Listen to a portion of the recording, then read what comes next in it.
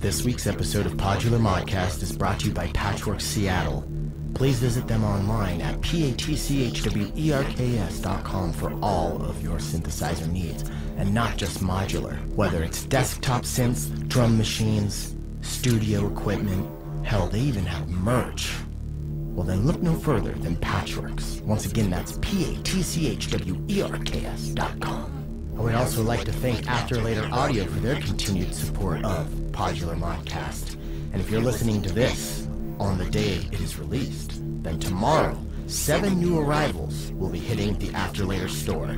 The Allen 1U, which is a 1U Turing machine. The Fuse, which is part of the new Mutable Instruments Classics line, a 1-to-1 Warps clone. Also, a Monocle, which will be half of a Blinds. The Quarks, which is a Micro Elements. The Razor, which is the long-awaited 1-to-1 version of Blades. A 1U sample and hold, track and hold, and finally, a U-Grades. Visit afterlateraudio.com to learn more about these fine releases.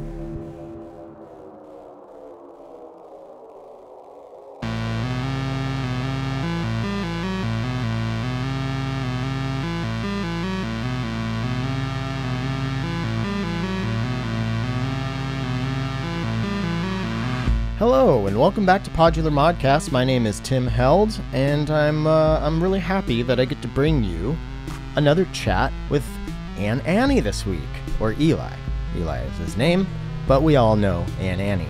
And unless your head's been in the sand for the last few weeks, then you probably know that Annie has a new album out called By Morning, and I love this album, and we're going to talk a bit about that. We're going to also talk about creative process, and and Eli is going to maybe plink on a banjo every once in a while in the background. He won't be playing the banjo, but you will hear it plinking, which I think adds a nice little ambiance to it, and we are going to get to that chat here in a moment, but I do have some things that I need to chat with you about.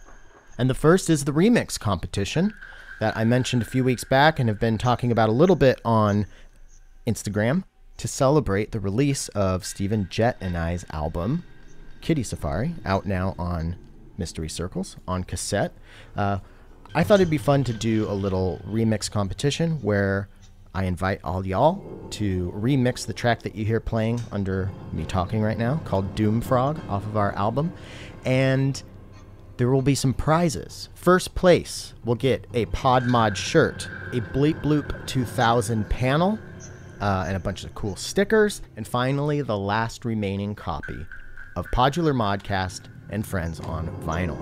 And then there will be 2 more prize packages where they will have all the stuff that I mentioned aside from the vinyl, and they will have a copy of Kitty Safari on cassette. And I was thinking it would be really, really cool to aggregate all of these into a digital release and maybe try to raise some money for charity. So what do you say? I'll put the link to the folder where you can download the track, and you can do whatever you want with it. Just make it weird, make it your own. Still not sure how I'm going to decide on the winners. I don't like to value judge, so I'll probably just do it randomly, or maybe find a way to have everyone involved maybe vote, but not be able to vote for themselves or something. I don't know. Still trying to figure that out. And while I'm on the topic of music, I'm putting my yearly call out once again for holiday music for the holiday episode. I've always maintained that holiday and Christmas music kind of sucks, but it doesn't have to be that way. So let's make it weird, and let's make it cool, and then let's play it for our families during the Yuletide season, and make them think that we're even weirder than they already think we are. So you can, make those tracks, send them to me at podmodcast@gmail.com. I like WAV files, so you can send them WeTransfer or Dropbox or Drive or whatever. I also want to say thank you to everybody who supports me on Patreon. If you would like to help keep the LEDs blinking over here at Podular Modcast, please head to patreon.com/Podular Modcast. There's a link in the show description. And speaking of Patreon, I want to find a way. I've been trying to do this for 5 years, but because 2023 is going to be year 5 of Podular Modcast, which is really crazy to me, I really want to try to find a way to make it very, very like communal and lots of interaction and I don't know. And I think I've had this idea in the past, but I wasn't very good on follow through with it. But I think I would really like to do this. And if anybody's interested, let me know, because if everybody sounds off and says, yes, this sounds awesome, well, then I'll have the motivation to really do it. But I want to do something called the Album Club, where you get on the Patreon, you submit your album, or it doesn't even have to be a finished album. It could be a track you're working on, but basically once a month, we all get together and listen to maybe, 3 people's albums from the Patreon community, and then ask questions about them, or have them talk about stuff as far as the process of making the album, whatever we really want to do. I just think it would be really, really cool to, because it's hard to get people to listen to your music. Tim, stop laughing at me. Or I'm laughing at myself there, I guess.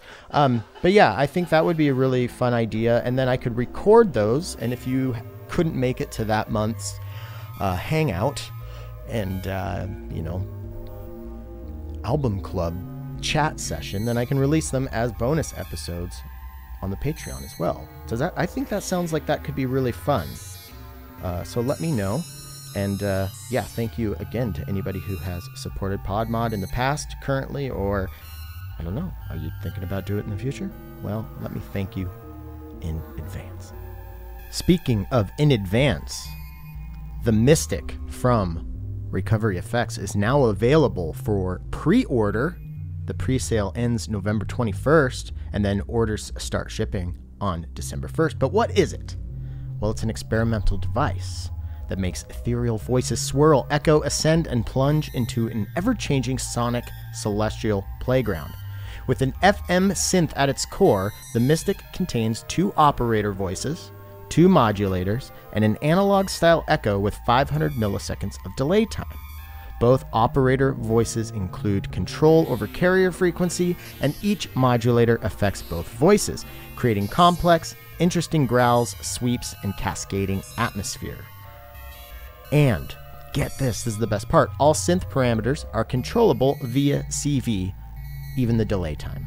I just got mine last night, and basically the first 2 things I've ever done with it, you hear the second thing right now under my voice, and then you also you heard the first thing I did before we even got to the intro song, which was actually made by Greg, aka The Animals at Night, aka half of Recovery Effects.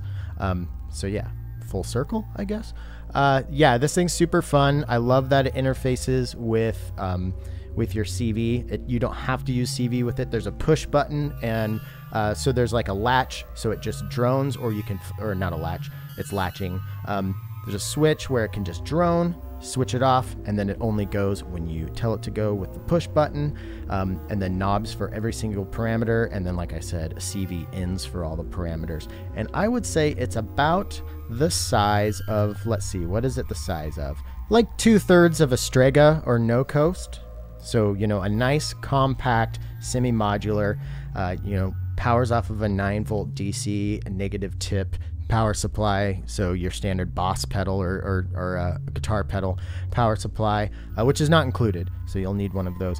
But it's just a super, super fun yet powerful little exploration device. So head over to recoveryeffects.com to learn more about it. Greg did an awesome video on it, and we'll probably talk about it a little bit more later in the episode. But why don't we get into this chat with Annie? And then we'll come back to the Mystic. Eli. Hello. It's good to see you again. Likewise. We were talking for about 30 seconds before I hit record, and we both deduced that we haven't seen or spoken to each other since pre-pandemic. Yeah. I think it was Velocity in Seattle was the last It was time? probably Velocity. Was Velocity before or after we did the chat at Patchworks with you and Constant Shapes when y'all did that? Like, it must have been after. Velocity was after, because I think we Constant Shapes and I talked with you on our tour. And that's right. Yep. 2018 maybe, or maybe 2019. Yeah, I'm not sure. Oh well, we'll find out later. But we don't have to get too deep in the pandemic because I know it's a pretty exhaustive and exhausted topic. But Mhm. I just want to, I'm thinking about how to ask this question, but it's not really a question. I want to see if I'm right about what I kind of have gathered about what you've been up to since we last talked, just through like Instagram and stuff. But I feel like you kind of dipped out for a while and I didn't see much from you. And then like you started slowly coming back and we like, I feel like you like, I don't want to say leveled up, but I feel like you have gone further into like the like musical or songwriting aspect of approaching your music. Lots of Mhm. piano and guitar, and I feel like I've seen a couple videos where you were playing piano or guitar, and I was like, damn, Eli's a fucking good pianist and guitarist. Thank- So I was curious. I mean, I guess I just like unloaded a bunch of stuff. Is that assessment? How accurate is my assessment? I would say pretty accurate. um, Mm, During pandemic, I kind of just I didn't actually have a computer or any way to record music except for a bad tape recorder, and it just felt like a weird time to be recording music. So I kind of just stepped back and was playing arguably more music, but just for myself really. mhm, The house that I moved into kind of early or midway through 2020 had a acoustic piano, which I've never actually had that accessible to myself. So I played piano like every day, and just didn't even really write a lot of music. A lot of it was just like I would just find songs I really wanted to learn, mhm. and just kind of stick with that for like a couple months.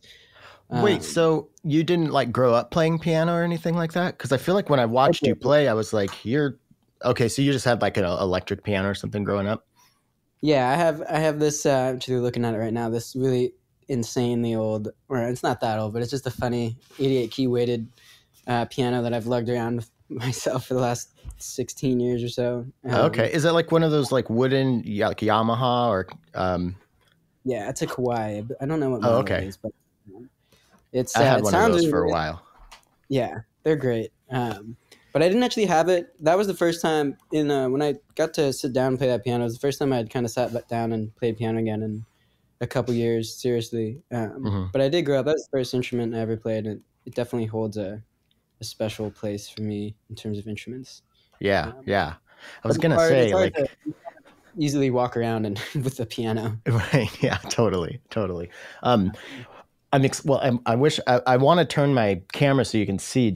But I'm afraid my interface will pop out and it'll be weird. But just right off to the right here, I have my friend is a piano technician, and he's always wanted to make an una corda. Do you know what an una corda is? Oh, I've heard of those. Yeah, those are beautiful. So me and him picked up during the pandemic. He said, I found the perfect like little upright piano that we can turn into an una corda. Let's go pick it up. It's free. So we went down to these people's house and picked it up, and it's like a 60 something key. I forgot what the 60s Wow. interval is, but it's like a upright, and he took all the extra strings off, and so it's just one string per key, and Oh yeah. it's just like sounds really nice. So when you play like the damper and play Hmm. it softly, it's almost like in between harp, classical guitar, and piano. Like you can get some Ooh, really nice round tones out of yeah, it. So yeah, that's I'm my really favorite. excited. I play with the damper pedal all the way down all the time. Yeah, So yeah, yeah. and the softness of it. I think the first time I saw, because I mean, I was thinking about this when I was going to get my coffee this morning, and something I wanted to talk with you about is, like there are some electronic musicians who actually they just play synth or just even modular. They don't play guitar Mhm. or piano or anything like that. And I guess I didn't ever really know exactly what your background was, but I think there was I don't know if I was on the same bill as you or if it was just one that I was tuned into, but you played you did this like pre-recorded set for one of like the pandemic shows, and you like started in this like room where this upright piano was, and you were like playing it, and then you went down the hall, and I was like, that blew me away. Really? Like I've always known that you were super talented, but when I saw that, I was like, oh, this is like next level shit right here. Oh, So yeah, thank it you. was super. That's super cool, and I love this new record. I love how much guitar is on it. It's funny because I've actually been outlining uh my next like solo record, and I'm like starting with guitar. I'm writing with guitar because that's my main instrument. I started playing that like 28, almost 30 years ago. So Mhm. um Yeah. so all of this is like a really, really long, drawn out way of asking, like, well, one, when you mentioned that you kind of just stopped like making music for the sake, or for like Annie stuff, but you were doing Mhm. it for yourself, and you felt like it wasn't the right time to be making music.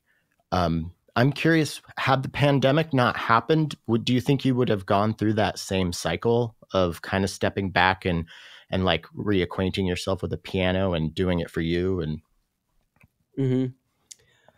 Honestly, maybe not. Maybe I kind of felt it coming in a type of way, but Mhm. I was about to, before the pandemic happened. I had all these Annie plans. I was gonna go tour in Europe and do Oh this whole shit. big thing, and then do some touring in America when I came back. But I was already starting to feel, I don't want to say burnt out, but just starting to feel a little stagnant with the music I was making, at least for Mhm. myself, just centered around modular. So I was kind of already having this itch to play acoustic instruments again, and it maybe happened so quickly because it like felt like, oh, here's an excuse to kind of drop everything and go play piano for myself again, go play guitar, and kind of reorientate what I'm doing music for, and yeah, I think it might have happened, but it might have been more explosive per se. Um, or like, I'm done with Aunt Annie forever, kind of. I'm starting Right. a punk band type of thing, Yeah, which I yeah. also tried. Um, yeah, yeah, I think it probably would have happened in a little bit of a different, maybe not as calm and Mhm. way, but yeah, Okay. yeah, had some plans for 2019 or 2020, um, which were sad to see them go, but it was also kind of nice to be able to get back to that. Mhm.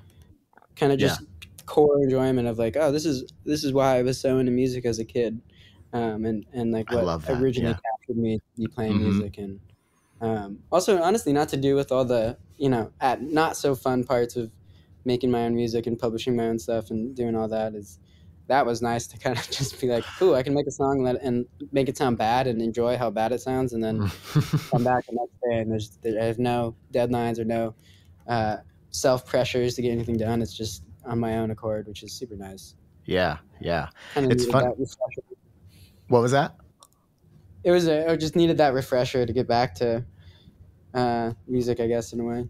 Totally. Yeah. I mean, as an, as an artist these days, as an independent artist, like it's not just making the music and making the record, and it's like there's so much correspondence for setting up tours like you do, and labels and pitching stuff, and doing stuff like this, like that's like I see how you can easily get burnt out, and I burnt myself out before I was ever even like an electronic musician doing like, pop punk stuff. And I was in a Yeah. band for 5 years, and it was just like, I, I got to a point where I just like, I felt like it wasn't me at all anymore. Like I didn't feel like I had anything else to contribute to that. And I felt like, yeah, and then I started kind of messing around with, like, soft synths and stuff, and then made some really, really embarrassingly bad stuff that I'm pretty sure doesn't exist anywhere, and I'm glad it doesn't. Yeah. And then getting into electronic music, I started finding my voice that had always been looking for. But then I kind of, right before Modular, I had this idea for this album that's been floating in my head for like 6 years now. Mhm. Very loose, but kind of a core idea. And I thought getting into Modular was going to help me realize it, but it took me further and further away from it. Yeah. because I just dove into modular and it takes a long time to get decent at it. I feel like I'm just now getting Mhm. like okay at it. Um, Yeah, totally. but yeah, just recently I'm kind of going back to my roots, so to speak, now that I'm like, okay, I know what this machine does, this modular thing Yeah. does, and now I know how I can maybe make these two things fit together. Right. I had a point going on this tangent Hmm. here to bring it back to you, and now I'm trying to find it. Um, I but definitely yeah, know you what you mean by the modular, like taking you further away. Because and like even when you learn your set rack thing, if you go get a different module or a different set of things, of variables, essentially, just all of a sudden it's like learning a completely new instrument, which is very fun, and I love that. But it can be so not straightforward sometimes that it takes a lot of effort to make it continually make it sound good and different totally. Uh-huh. in new ways, which is I don't think it's a good or bad thing, but it can go either way for sure. I think. Totally. Yeah, yeah. I mean, if you were to go back when I was first like this like first seed of this album that I've been wanting to make was planted in my brain. If you were to go back and tell me like, well, you're actually not gonna like everything you've done so far is gonna be scrapped and you're not gonna start this really for like 7 more years, I would have been devastated. But Right. now I'm super happy because I'm like, oh, this is gonna be so much better because it's Hmm. weird. And I'm curious about this with you. Getting into modular and doing modular for this long, I feel like it's made me a better drummer, better guitarist, and a better pianist. Even though I Hmm. haven't been playing them as much, it's Yeah. unlocked something in my brain. And I feel like that's what I needed. I needed to like open a new avenue in my brain to get out of my old ruts as far as like what I would write Yeah. as a guitar song. Like, did you experience that with modular at all? Definitely. I kind of, especially in like general songwriting, I think the way that you write, at least the way that I write songs on modular, is very like I used to say it's kind of it's very unlinear. It's very nonlinear. It starts out Mm-hmm. kind of just like as this whole thing, almost like building from the center of a circle out, and like you have all Mm-hmm. these options, and it becomes a linear track, kind of just when you press record and then do the performance of it.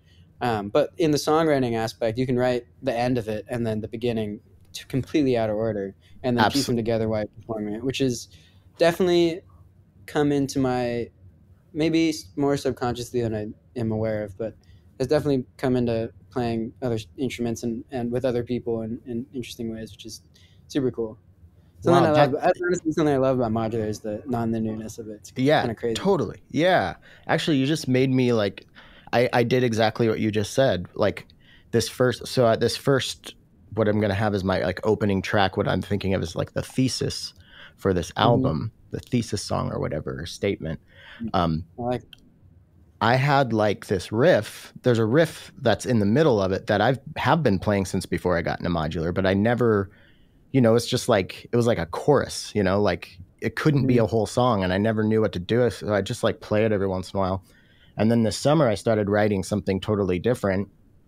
And then I was like, holy shit, this is the same key, a lot of the same notes. This could totally fit with that thing. And then like I've had this like open E minor, like super fast strummy thing that I've been doing since I was a teenager, but have never Hmm. really found a way to put it in. And I just mashed all three of those things together. And now I'm like, holy shit, this is like one of the coolest things this might be the Right. best song I've ever written. So Wow. that's Yeah. cool that you mentioned that, like you could start with the middle or the end and like, yeah. Hmm. Yeah. Yeah. I definitely had something similar. One of the songs on that I was actually on my last album on Wander Into Memoir has been just a little riff that I've been playing for maybe 10 or 12 years. Mm-hmm. And the first iteration of it on Wander Into was kind of more of this like adjacent, started with piano and then kind of morphed into modular, um, somewhat seamless or trying to be seamless. But then when I re-recorded it, it kind of just was all one thing, and it's definitely one of my favorite songs. Um, Nice. and yeah, some of the just the thought process of it, I think has changed. Totally. Um, Yeah. yeah, it is exciting with modulars that even in like especially if you're doing a lot of granular stuff, modular or not, it can literally rewrite your melodies using the Right. same notes, which is pretty wild. Yeah. Um, and that's always fun to hear. Yeah, so that's what I've been kind of doing for the past like 3 years is really just getting very simple melodies, or even just playing something from a keyboard into something like Morphogene, and then seeing what Mhm. Morphogene can do with it with all the CV I Yeah. feed it. And you know, it was messy for a while, and I feel like I've kind of got my process with that down now. And so that's what Mhm. I plan on combining with like my original, like my how I can actually play an instrument, you know, like, and I showed my friend that thesis song I was talking about, and he was like, this is where your talent shines. Like you can make really cool soundscapey stuff with modular, but like I feel like you need your guitar or a piano to write and fill it in, Mhm. because I don't Yeah. really have so much tracks or songs, um, Mhm. as far as modular goes. Like maybe one album I did, but like everything else is just kind of loose and everywhere and more of like an environment to sit in, which I appreciate. But after the last Mhm. 5 years of doing that myself and doing this show and listening to a lot of modular music, I feel like, okay, a lot of this is cool, but like, what is it saying? Is it saying anything? Like, is it expressing Mhm. something? And um, I felt like mine really wasn't. And now I Mhm. kind of feel like, well, I want to express myself. Um, Yeah. Totally. and and I feel like I'm going to try to make or word this in a way that won't like um, put you on the spot and make you feel uncomfortable. But I feel like, um, was it Cordillera? Was Mhm. that? So I feel like Yeah. that album, you like that album, and I forgot what our Benny album came out around that time, but like I feel like you and Austin's like first couple records really set the tone for what a lot of people were trying like to striving for making. And then I feel like you guys like created this sound that I feel like has been not replicated or ripped off, but I feel like, you know, like expounded on by the whole modular scene. Um, Mhm. and then I feel like this new record of yours, it's By Morning, right? Yeah. Mhm. Yeah. Um, I feel like I said earlier, like almost like a leveling up or like a real growth. I feel like as a musician, because it's still Annie. It Mhm. has the textures that you are just a master of, but it feels more intentional as far as like pieces goes. Do you think that's accurate, or how do you feel about what like Um. your growth and the scene and everything? Yeah. Yeah. Well, thank you. That's very kind words. I think I'm not sure which record. Maybe Swadad or Saudade or Full Blossom the Evening. I think are the or Austin's records that came out around that time, and Okay. I definitely felt, I definitely was super inspired by those two. And a lot of that went into Cordillera. And then kind of moving into Wander into, I kind of had that same thing where I was like, man, I love these soundscapes, but for me, sometimes they're like I want to structure little things a little bit more intentionally, and yeah, I don't. Hard to describe. It really was like a kind of a personal thing where I was listening to it and I was like, I love these. I love how these sound, but I want to like I want to add to this and make it. But adding to it, I can't just add more drones and like Right. you Yeah. know, this is just gonna become in, which is beautiful. And I think that um, it's a very gorgeous way to make music too. But I just was kind of getting antsy, hmm and so taking after Wander into By Morning, I really just focused. I started all the songs with just acoustic instruments and basically tracking a whole song with just acoustic instruments. Um, and it actually took a really long time to kind of get to that point. There's when I started getting back into music about a year ago today. Um, I recorded a lot of really bad tracks, a lot of really bad. uh-huh. I was like really I wanted to do like kind of lo-fi, ambient, like almost dance stuff. So hmm tried that for a little bit, didn't work out very well. I feel um, like you kind of if I remember right, your velocity set was a little bit more like beat driven and higher tempo than what people were used to from you. So I Yeah. feel like, did that kind of start around then, like that kind of feeling for Yeah. wanting change? Or It definitely started then, and then I had that weird break, and I tried to pick up from right there. But honestly, just been playing so much like ambient, or at least like my style music on piano, on just piano, mm-hmm. that it kind of I feel like I was like I think too much subconsciously in that mindset of like I want to make pretty music still, and Mm-hmm. still soundtrack oriented. I think that's kind of always been my idea about the music I want to create, is stuff that can be played for soundtracks, or Mm-hmm. have the soundtrack vibe. And yeah, by morning kind of came together in a weird. There's a lot of iterations of it that were really different and kind of rushed. Honestly, I was kind of getting itchy to get something out. Mm-hmm. But I actually, about 2 months before it came out in August, I like had this this like woke up and was listening to my finished album and had this like, oh no, actually I really don't like most of these tracks. They sound like so like not like half energy, kind of just like putting together what I used to do, and this is what I'm trying to get out of. So I deleted half of the record, more than half. Like I think there's only Wait, three is it songs that gone? Are they gone? no. Oh, okay. I deleted them from my computer. They're on a hard drive somewhere, but I like 86 them. Yeah.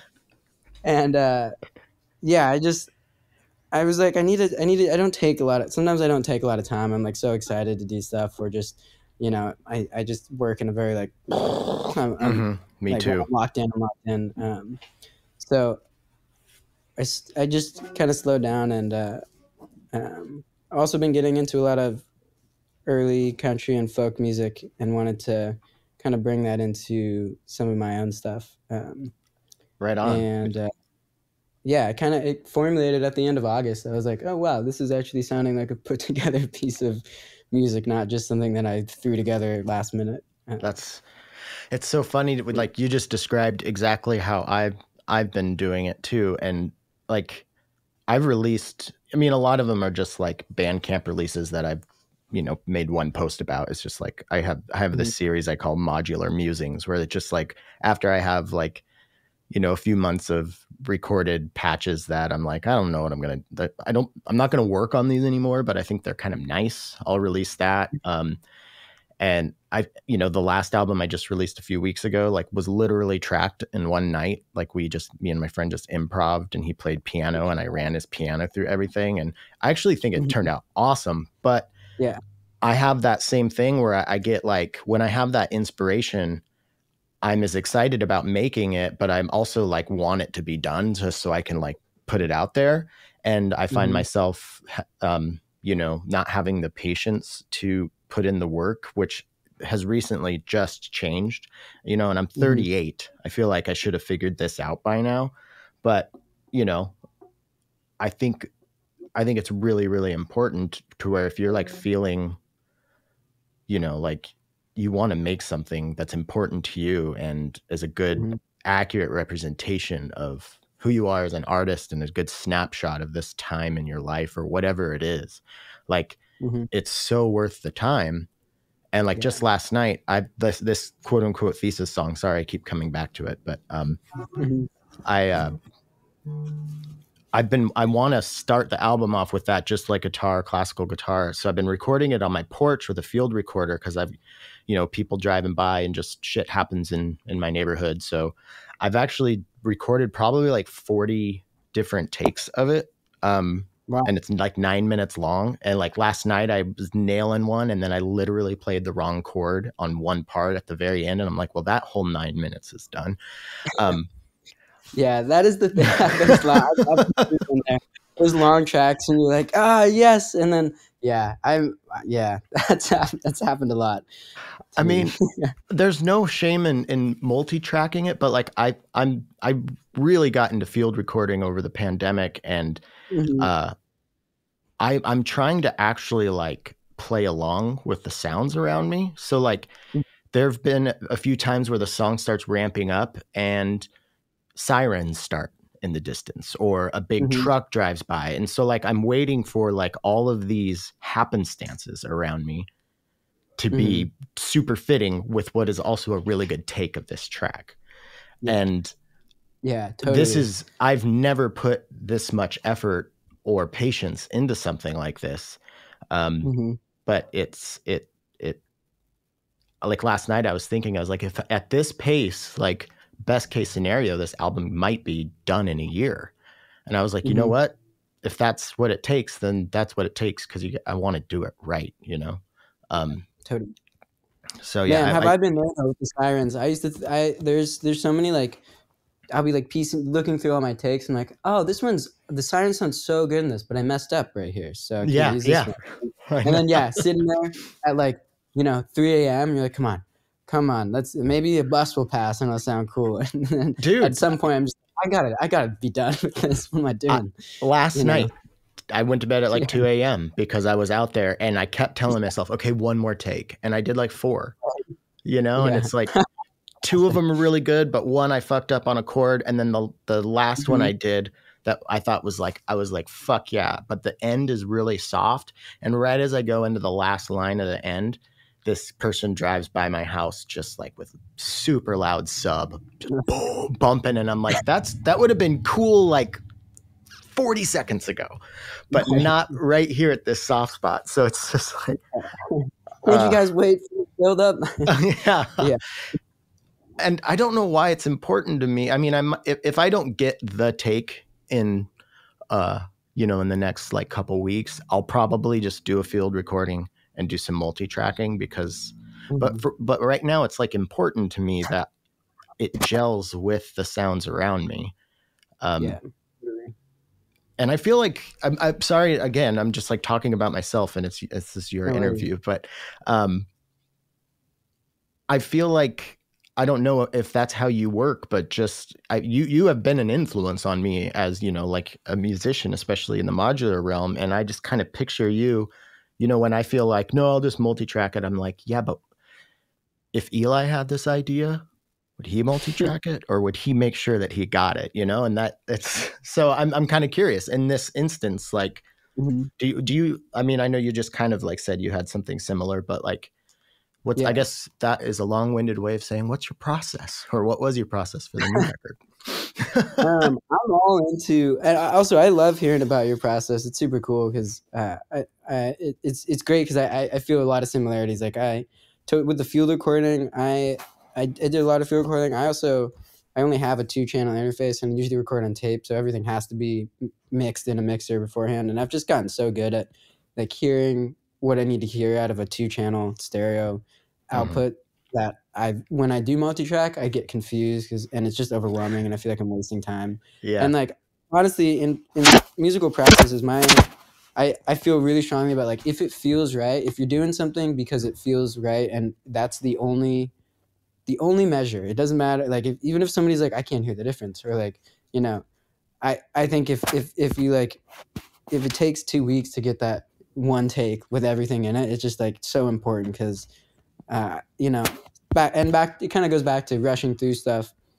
There's been so many songs I've released. I'm like, why did I not just wait? Why did I not do this? Totally. Yeah. One time, because now I'm sitting here listening and it probably would sound the same. Maybe it would sound worse, but I hear and I want to like listen to my songs and be like, I remember waiting around to record that and trying to get it. That being said, I definitely did a little bit more multi-tracking for By Morning. I actually started using a 4-track tape recorder instead of a 2-track.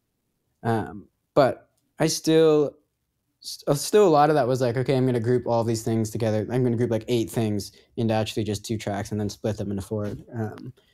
But yeah, a lot of it is so situational, honestly, just how I'm feeling in the moment or when starting the song, that it's important to me to, have that right then and there. And sometimes multi-tracking can feel a little less authentic and then therefore make it hard for me to be like, oh, I'm super excited to go mix this and make it sound really great. Because I'm just going to be thinking about how this is not as together as I want it to be. Right. Yeah. And yeah, I definitely, again, I love, I feel strongly about 2-channel stereo, mixing everything into a stereo output. I think, it's just what I'm comfortable with, and it's honestly simple to mix that way. I think, yeah, as somebody who, started and, cut my teeth mixing like sometimes up to like 30 something separate tracks, when I was doing electronic stuff pre-modular, like I'd have like 3 different hi-hat voices, but they would all be on different tracks, and I really did like trying to solve that puzzle of getting it all EQ'd to sound nice, especially when you don't have good gear or good interfaces to get stuff in there. You kind of have to do a lot of post processing. But I think one of the great advantages of modular is exactly like what you were just describing, just how good you can get it sounding to just come out of like a stereo mix. And it's like, well, yeah, I'm basically just doing the work. I'm front loading it rather than like, okay, I'll mix it later. No, it's like, sounds great right now. And, once you have like your effects, your wet, dry dialed in a way that you like, that's the only thing that I've gotten in the habit of doing a totally dry, like splitting my stuff and having a totally dry thing. Cause sometimes I'll be listening to something that I made and I'm like, this is so cool,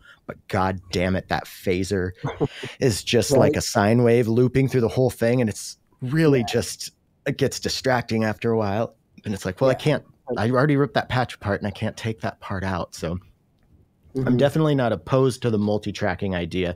And actually this album is definitely going to be the most like multi-tracked thing that I've made since getting into modular. But like just this opening thing, so I keep using this word thesis. It's very important to me that I kind of want this album to be like the summation of, my songwriting as a acoustic instrument player, and then what I've been able to accomplish with modular, and then also the field recording aspect of it. Yeah. I don't know where I was going. Yeah, I think modular, like, unless I tried this one time of like splitting all my voices out into a multi-tracked thing, and it was definitely interesting, but I've just been so used to like having a mixing module in modular and having the output be a stereo or even a mono channel output. And so there's so much, like, I always used to think of mixing modular as like kind of like mixing an orchestra, but you only have 2 channels of it. Which is, good and bad. Yeah, you get it right, it's great. If there's something wrong, it's like, I can't rip this patch apart. I already ripped it apart, so too late now. Yeah. That definitely, I think that's kind of what introduced me into the 2 channels. Here we go. And then I definitely know what you mean by that. Well, I recently just got from Board Brain Electronics. I got it's a stereo 5-band EQ. And is it a module? Yeah. Oh, nice. And it's like, I think it's 8 HP. So it's got 3 outputs, so you can get a mono out, and then there's the stereo out. There is CV control for every band, and then there's a panner that also has CV. But like, I mean, maybe I'll get into rad. What's that? That's rad. Yeah, that sounds pretty cool. It's so great, and like I got it because even though I am going to do multi-tracking and stuff, but like especially for a live situation, like I want to be able to mix this like, really, really nicely. And it's funny, I've talked about wanting an EQ module for a long time, and everybody's like, why don't you just use a filter? And I'm like, because I want to use a filter for filtery things. Like I want this to be my end of chain, like just dialing it in absolutely perfectly. Because like when it comes to mixing, like EQ is that's my fucking scalpel, like that's my man. Compression and EQ are like almost all I use as plugins anymore. Same with me. My general plugin chain, mixing / mastering plugin chain is EQ, compression. That's pretty much it. Limiter, maybe. And limiter on the master track. Yep. That's sometimes I will put like some reverb on the master, just like where the passive listener wouldn't even notice, but it depends on the track really. Yeah, I've been messing with that too. It's kind of a fun. I think I did that by accident or something, or I was doing it into tape, and I was like, whoa, this makes the stereo feel really weird. Like it's not, you can't hear the reverb, but it just widens everything just slightly, and kind of Yeah. softens to a nice level. That I've been messing with just the smallest amount of reverb on the master track too. It's Yeah, kind I of fun. think it works. And I really like and going back to this EQ is if you Mm-hmm. have like a really nice end of chain simple Eurorack reverb, you can put your stereo out into that from the EQ. And like I feel like EQing before reverb is just like such a game changer, like Yeah, yeah, if that's you the can pro take way. some of your lows. What's that? Oh, that's the pro way to do it. What there was one more oh yeah, I wanted to add, just since we're kind of in this realm, have you heard of the Chaos Devices Minsk, Minsk? I have. I don't exactly remember, but I was really into the Chaos Devices stuff. I've only had the what is it, the Zadar. Mm-hmm. But I just love their interfaces, and their modules are super interesting. They're kind of like straightforward, but at the same time build upon these straightforward ideas to become like super interesting, and also have Mm-hmm. a ton of modulation inputs, so you can kind of go crazy, Yeah, um, I'm which super is fun. impressed with their stuff. Yeah. I'm gonna send And you a then link to this really quick in this chat, just because I feel like you would really really love this thing. So it's just like it's a mid and side. Basically, you can feed it a oh, it has mono. You can Simmons feed it a grab. mono and then like kind of create a faux stereo. It can be like a phaser, but you can also just send it your stereo for your in, Mm-hmm. and then it will do like the processing of the mid and side, and then spit it back out in your stereo signal. And it just really sweetens things up and fattens them up. And it also has a send and return, so you could send that and you just use it as a send return for something like a I've been reverb. using some mid and side processing on all my tracks, and it's in just in the EQ, like really small and lightly, but it's Mm-hmm. probably been the best thing I've found mixing modular and just like big tracks that are stereo only. Totally. Yeah. It's so helpful. I use it kind of obsessively, and it's like my favorite type of EQ to go into, especially with modular stuff, just because you can Yeah. like really isolate bands exactly where you want them, and it helps. At least in my music, there's a lot, and there's just a lot of mid-heavy reverb drone stuff that kind of builds up, and Mm-hmm. I've had such a hard time cleaning that up. But when I discovered mid-side processing, it was immediately like, here we go, easy. Yeah. This is Yeah. not a problem anymore. Yeah. And it's always those like low mids that Mm-hmm. like I find myself listening and being like, okay, there's a frequency range in here that's like driving me nuts. And then I'll find it and it will be like a low mid and I'll turn it down. And then once I do that, I feel like almost like the guts are taken out of the track in a way. And I'm like, I can't remove this one little piece. So yeah, like the mid side really helps with that. And this is a 4 HP module. So like taking the EQ and then going into that, it's just like, yeah. Yeah, I'm it's so small. It's kind of crazy. Yeah, their stuff is so cool. I also have their Chamaniac phaser, and it's Oh, I just like want to miss that. That thing looks rad. it is so fucking cool. I think it's the best sounding phaser that I've ever used, like Is even that in the one with the pedals or drunk and anything. stone What's options? that? Is that the Yeah, one with the the drunk? waste. Yeah, I think it's wasted and stoned. Yeah. And it's cool. There's like there is like quite a bit of variation between the two modes. It doesn't like turn it into a totally different module, but when you get it like like the resonation or the like the phasing like self oscillating, you can get to these just insane low, just shake your fucking house with it. It's really really cool. Oh, cool. Yeah. Yeah, I got to mess with one of those. They look fun. Are you still in Portland or Oregon? I am, yeah. Right Yep. on, right on. I was Yep. just down there a few weeks ago, and played a set that was okay.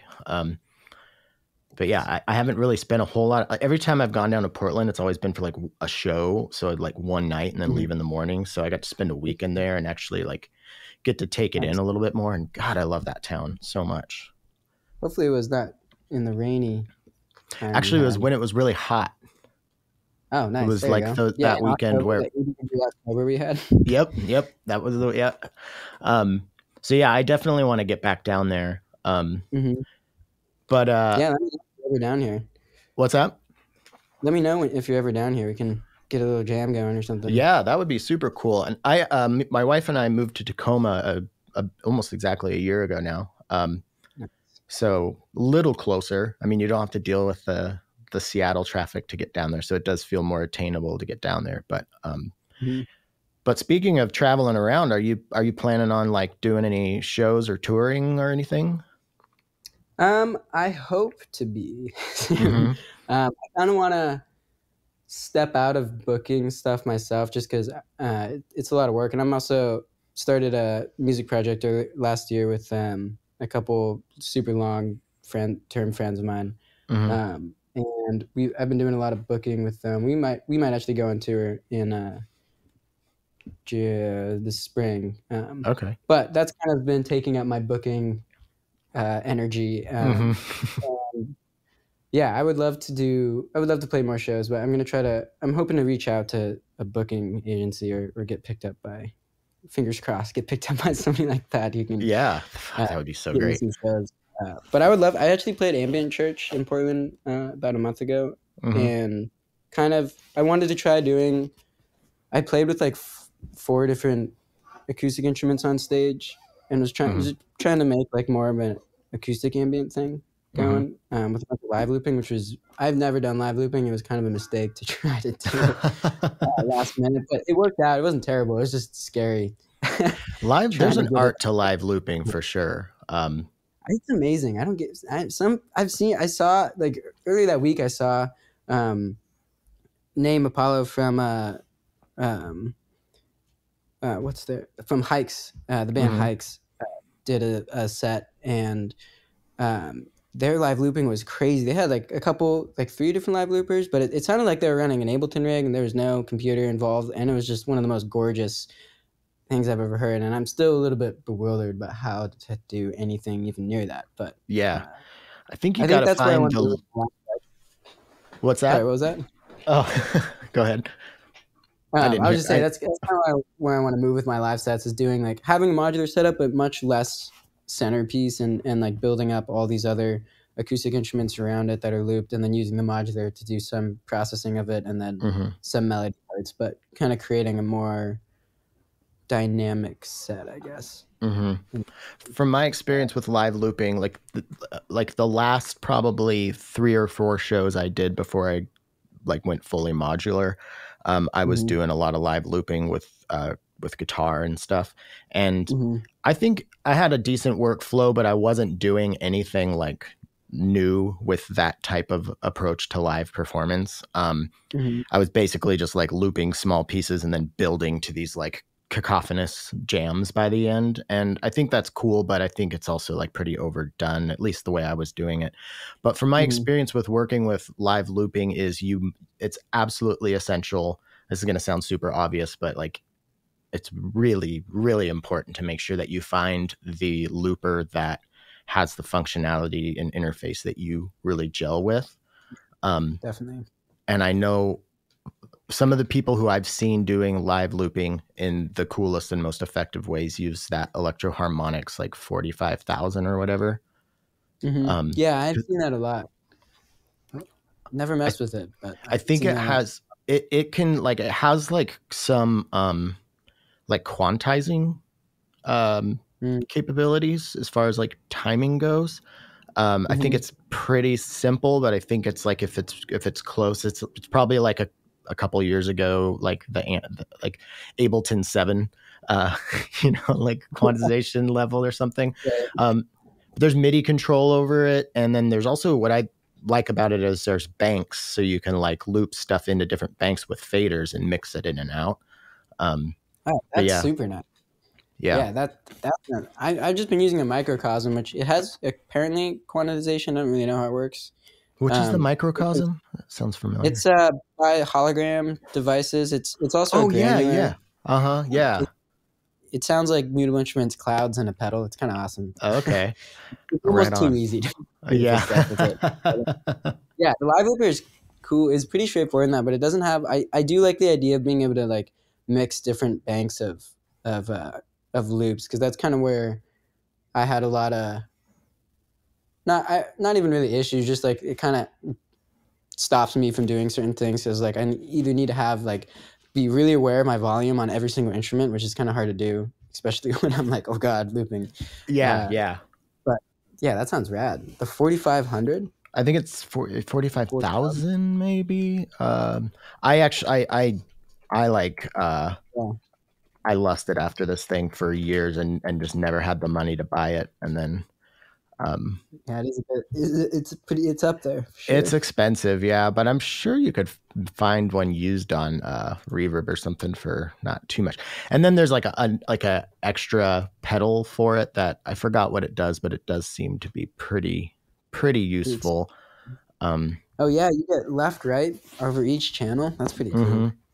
Yeah, it's like I saw this group called Mammifer. It's like a male female duo, and it's kind of like ambient, like but vocals and songs. But I think you would dig it actually.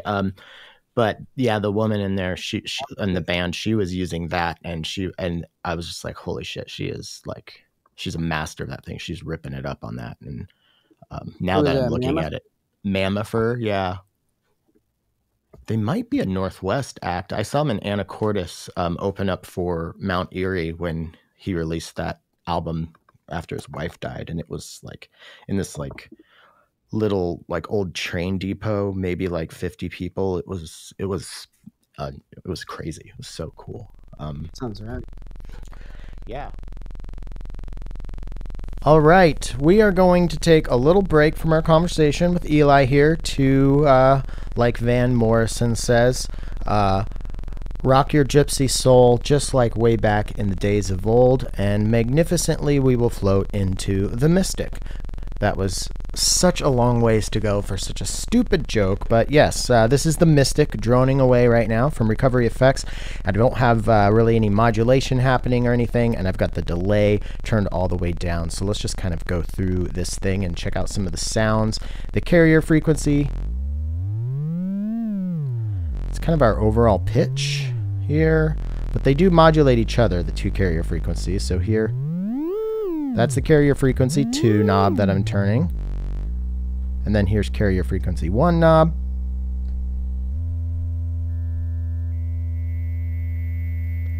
And then of course, the amount of modulation that happens, is dependent on how much you turn up the modulation 2 or modulation 1 attenuators here. But I think, let me just turn these modulation attenuators up a little bit. Now I'm going to turn the modulation rate up.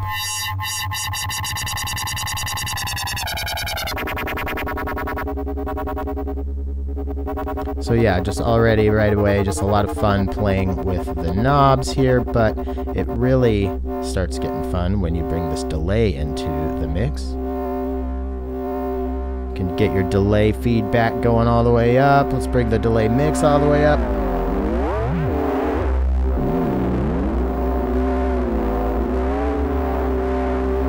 Let's turn off the switch so it's not droning anymore.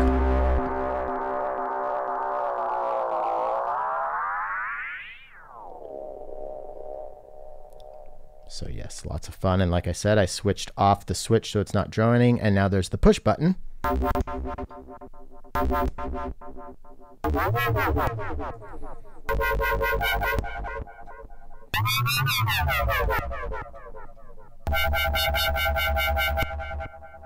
Yeah, super fun. Let's get it droning again.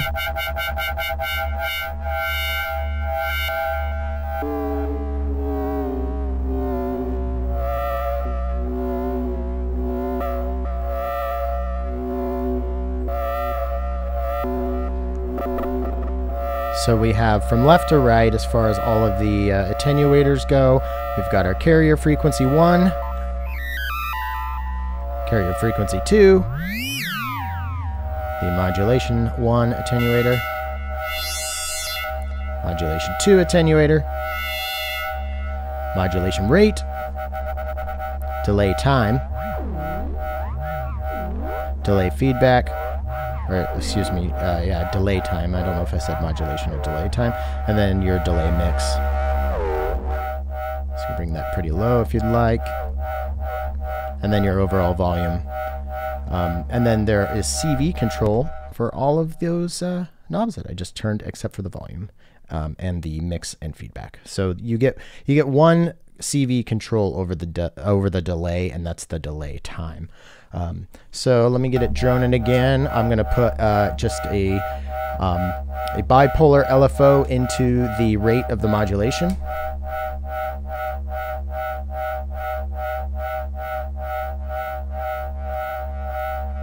And then let me put a quantized sequence into the carrier frequency 2.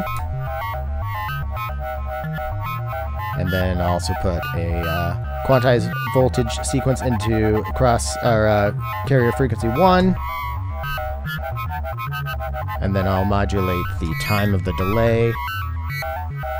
And then I've got some envelopes coming out of Carve that I'll put in the 2 modulator inputs.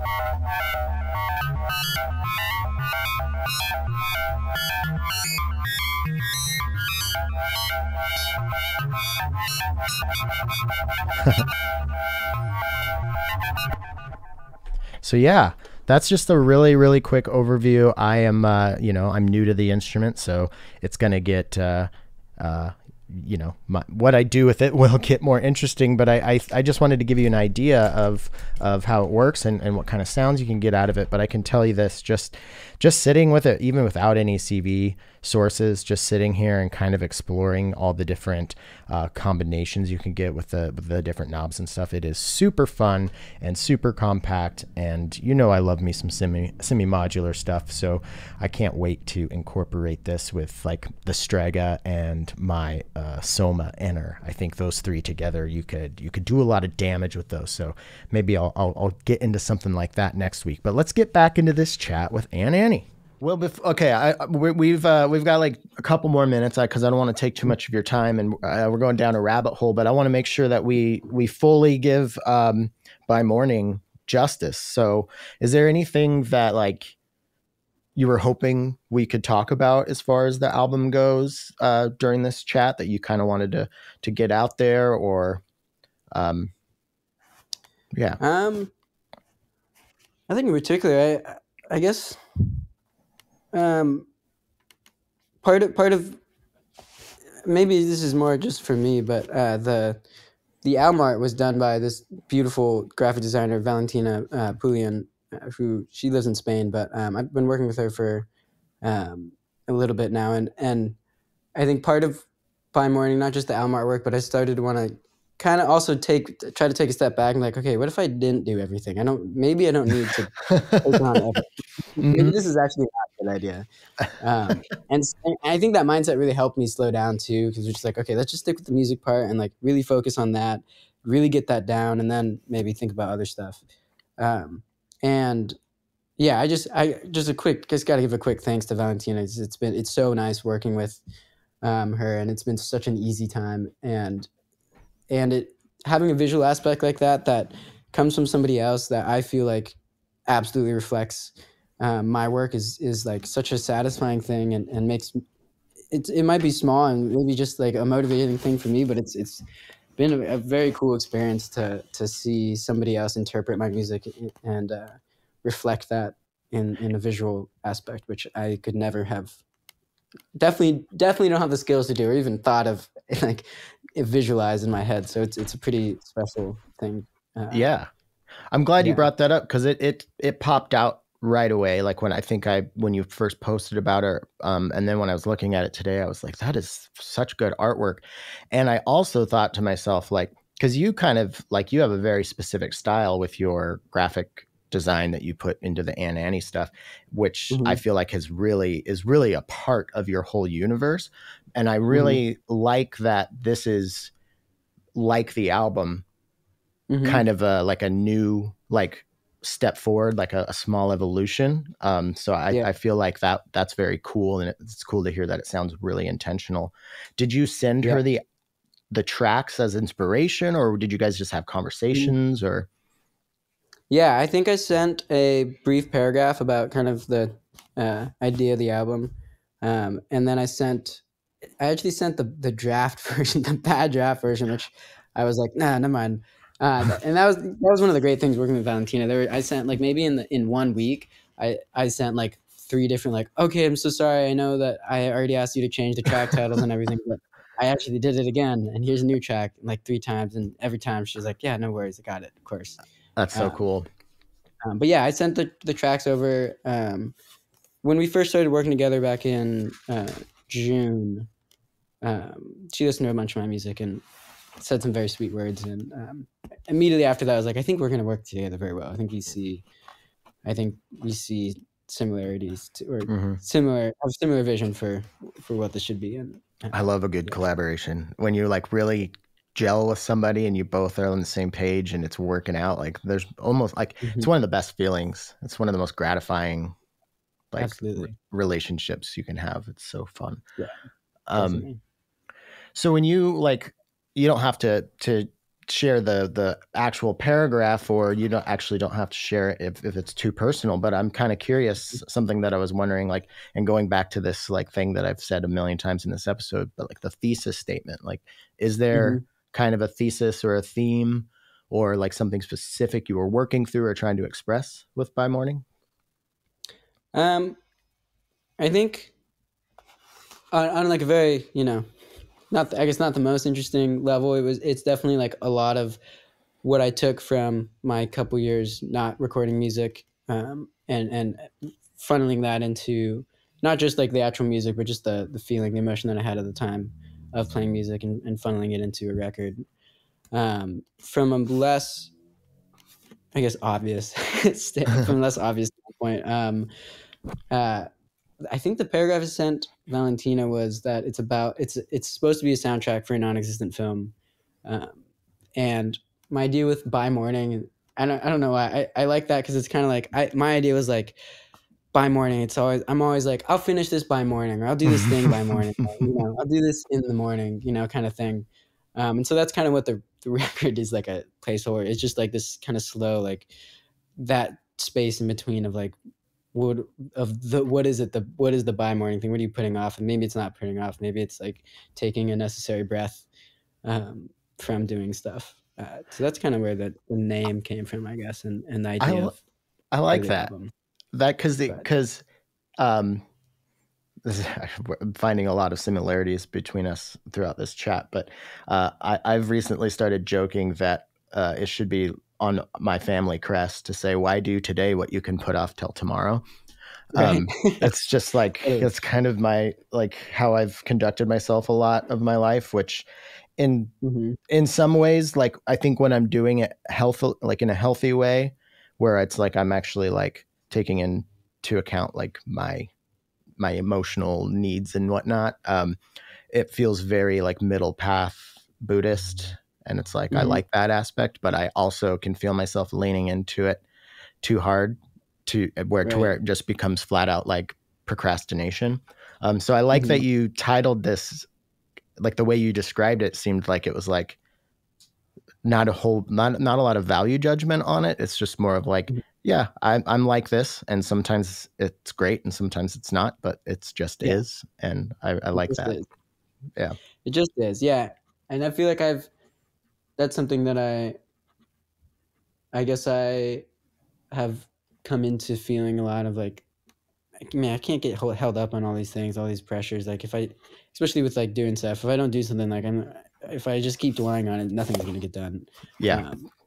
And also if I start thinking too much and go too fast, then there's also that problem. So yeah, kind of finding that sitting balance of just like, okay, well, I'm going to do what I have the ability to do now, even if it's not a lot or if it's too much. Yeah. Well, going too fast and rushing something just to get it done is like, it could be argued that is kind of a function of the procrastination that you might, because you're like, well, if I can just bang this out, then I won't be procrastinating. I won't have the opportunity to procrastinate. So you're like, I just got to get it all done. But yeah, I feel like with everything that you've said, like just the way we've talked today and just listening to the album and thinking, to myself, like how this has been a real like growth You know, like it shows a lot of growth as an artist. And I feel like just everything that we've talked about today, you've grown a lot. It sounds like you've grown a lot as a person. And I'm Thank you. pretty sure you're a lot younger than me. And I feel like I just came to like these same realizations that you did. And like, how do you mind if I ask how old you are? I'll be 24 this year. 24. Yeah. So I'm 24. 38. So you got a good head start. And we're Never almost too done late. here. Yeah. Right. Well, yeah, I've always said that like you know, I figure stuff out, and I think I have a lot of good character traits and stuff, but I think I came to them a little later than uh most people who come to these things do. But you know, um but I'm kind of curious, and we don't. I could cut this part out too because it's kind of a weird question. But like, just like on the something else I was thinking of is, you are pretty young, Mm-hmm. and you're 24 now. So when did Cordillera come out? Were you 19? I believe so. 18 or 19. I think it was 18 or 18. 19? Yeah. Um, and like, as Modular started blowing up, like again, like the Eurorack thing started like really having this other surge, or at least from my perspective. People argue about this, but like the time when that album came out and everything, I feel like, not, to go back to Austin, like you and Austin became like the fucking the head honchos, the big cheeses of the modular Eurorack scene and stuff. And I'm just like curious to like a young adult, 18 years old, like, did that fuck with your head? Has there been weird pressure, or has it been like mostly positive, or like what's that experience been like? Um, there, there definitely was a time after the first time after I released that, I went to Europe for a tour and I definitely came back and was like, wow, I'm so sick. I had this wow, famous person, Yeah.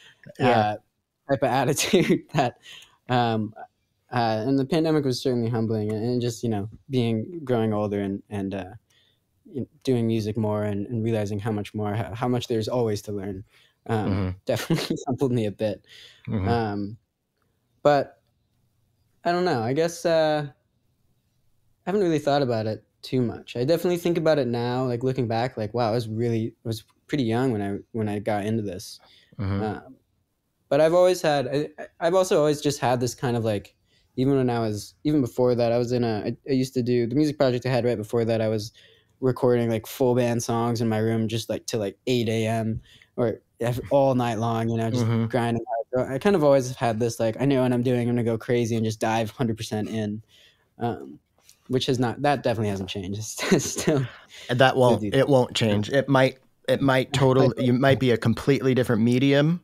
You might be woodworking someday, but I'll tell you from my experience, like I've had that same burning thing since I was 12 years old, and it never goes away. And it actually can be it's hard to learn how to manage it and not have it like be a source of tension in interpersonal relationships and stuff like Yes. that. Um, Yeah. Definitely. Yeah. I've definitely come across that too. mhm. Uh, Yeah. yeah. What do you But think yeah, that is? There's just like this driving, like people. There's some people who have it and some people who don't, but it's just like you've got like it's for me. It's just like a constant engine that's just like there's always at least like four big things that I want to do. Like I really want to write a screenplay. I'm also wanting to build Mhm. like my own. I have this work cart and I got some Eurorack rails, so I want to build like a Euro cart, and I want to make this Mhm. album, and I want to shoot like remote performances, and I want to do the podcast. It's just like, and then it just starts piling up to where like it's all I think about is all these things, and then Yeah. friends and family are like, hey, um, Right. remember us? What do you think that is? I don't know. I thought about this a lot, honestly, just because sometimes it's uncomfortable because I'm like, I really need to, do nothing or spend time with other people, but it feels like this, almost like this. I have to do it. There's no other way. I Mm-hmm. can't not do Yeah. this. Mm-hmm. Uh, It's a and at least, compulsion. yeah, yeah, it is. It feels like a compulsion. I think part of it for me is I started working when I was pretty young, just at a grocery store, and haven't had like the most exciting jobs. I love my job now. I cook at a restaurant, but Oh, nice. you know, I don't make a ton of money, and I think it's part of it for me is that it comes from this like I don't want to get stuck doing something the same thing over and over again every day. Even if I love doing it, I just don't want to do the same thing over and over again every day, because I think I'll stop loving it. And just I think part of it comes from this like super opposite side of that of like, okay, well, what if I did all these other things and all these crazy things that actually even one of those things involves 5 different other things that I have to learn. Yeah. During the pandemic, I for some reason learned to welded a car back together. I did a bunch of weird stuff. I built Euro places at the end of the pandemic, and just like, you know, I don't know. I think it's an antsiness to just do other things, but even in music, you know, I've been having a nice little break from music after releasing By Morning. Just going out and shooting, doing photography and video stuff. So I don't know. Yeah, I think I just get bored easily, honestly. And Same. Yeah. But at the same time, I don't dip my toes and I jump fully in. Same here. Yep. It's like, you know, I'm bored, and then I'm like, okay, cool. Well, I'm just gonna do a quick life change for like a couple months and like be like, this is my new thing. Yeah, I did that at the end of last year. I got super into painting. I'm not a good painter at all. And it was like 4 or 5 months. Oh, shit. It says you're offline, but you're still here. I think I just got a notification that it reconnected. I don't know if I'm still offline. Okay, I hope we didn't. I don't see a waveform, so I hope we didn't lose. Oh my God, I hope we didn't lose your stuff. But it says, I mean, you can hear me and we're talking, so that's weird. Yeah. All right, well, can you hear me? Yeah, I can hear you. Huh. Weird. Well, I guess we just passed an hour, and maybe that's the podcast gods being like, you guys are going to keep rambling and rambling and rambling. Yeah. But it's something that I've been thinking a lot about lately. So I'm glad that we could talk about it a little bit. I would like to explore it more after we ruminated on it. But yeah, I'd love to hang out. So if you ever come up here, hit me up and I'll let you know when I'm heading down to Portland. And is there anything that you want to scream from the modular mountaintops before we sign off? I can't think of anything off the top of my head. Probably that stereo is rad, and I love stereo. I always have a funny thing going, like sometimes playing my live shows. I'm like, are you gonna do stereo? I know it's awful to mix. I know everybody hates mixing stereo in a live setting, but it's so cool. Yeah. That's my screams. Stereo is great.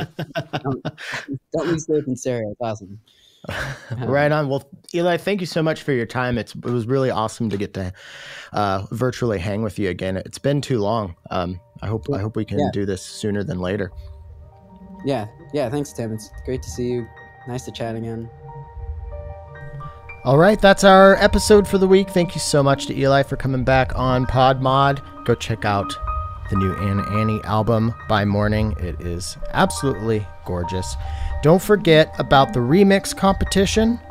There will be a link in the show description for access to that file, and I'd appreciate it if you went over to mysterycircles.bandcamp.com and checked out the new album that I released with my friend Stephen Jett called Kitty Safari. Thank you to Patchworks for their continued support of Podular Modcast. Please visit them at patchwerks.com. Thank you to Afterlater Audio for their continued support of Podular Modcast, afterlateraudio.com. And then also I want to give a huge thank you and shout out to Recovery Effects for sending me The Mystic, because this thing is super fun and I can't wait to use it on this new album that I was talking about with Eli. I'm hoping I can find some space for The Mystic on that. What else? Thank you to everybody who supports me on Patreon. Let me know what you think of this album club idea, like a once-a-month hangout where we can listen to each other's music and give each other constructive criticisms and feedback and ask questions about other artists' process and whatnot. I think that'd be really fun. And if you would like to help keep the LEDs blinking over here at Podular Modcast, please visit Patreon.com/Podular Modcast. Link in the show description for all the stuff that we've been talking about this week. Yeah, I think that's about all I have. This week's secret word is mystic, right? It's got to be mystic. Until next week.